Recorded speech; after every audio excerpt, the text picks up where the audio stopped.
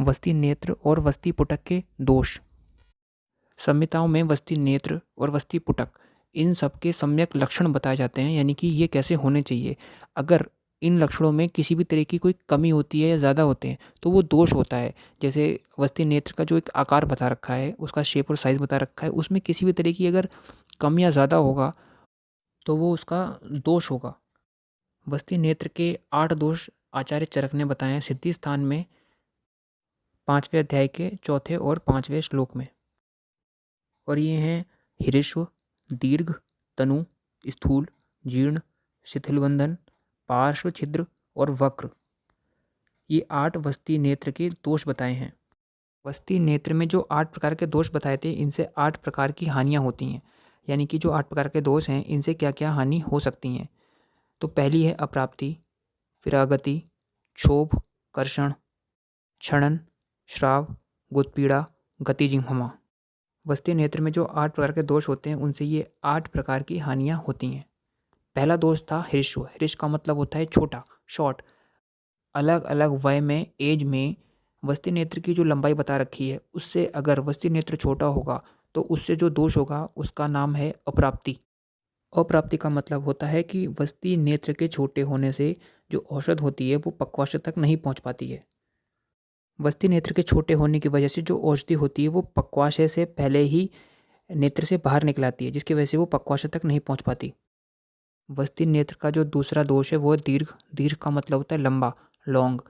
तो जिस आयु में वस्ती नेत्र की जो लंबाई बता रखी है, उससे अगर वस्ती नेत्र की लंबाई ज़्यादा होगी तो उसको बोलते हैं दीर्घ। और इसकी वजह से जो हानि होती है उसका नाम होता है अगति। अगति में जो औसत द्रव्य होता है वो वस्ती नेत्र के लंबे होने की वजह से पक्वाशय से आगे चला जाता है, यानी कि पक्वाशय से ऊपर चला जाता है।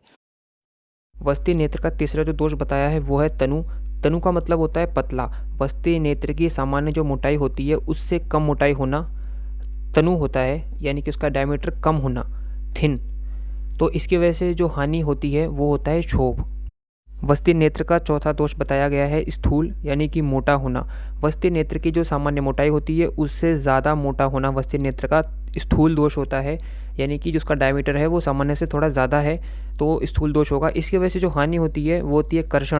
कर्षण का मतलब होता है घिसना, फ्रिक्शन होना या रगड़ना।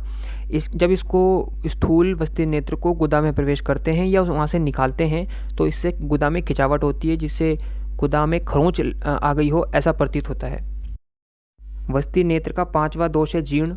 जीर्ण का मतलब होता है अधिक पुराना होना।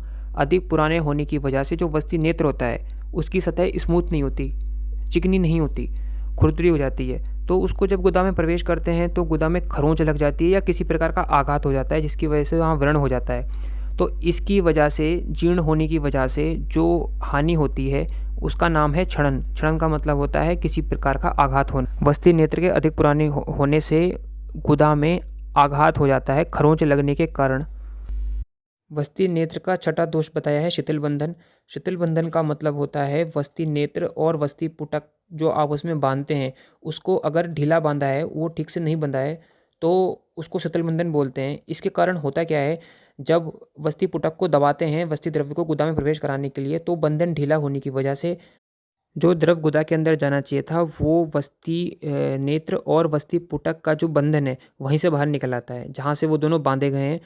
बंधन के ढीला होने के कारण वस्ती द्रव्य वस्ती नेत्र और वस्ती पुटक के बंधन वाले स्थान से ही बाहर निकल आता है।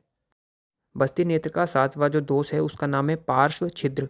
पार्श्व छिद्र का मतलब होता है कि जो छिद्र है वो वस्ती नेत्र के अंत में ना होकर, जहाँ की सामान्यता उसको होना चाहिए, वहाँ पर ना होकर कहीं पार्श्व में है, साइड में है, बगल में है।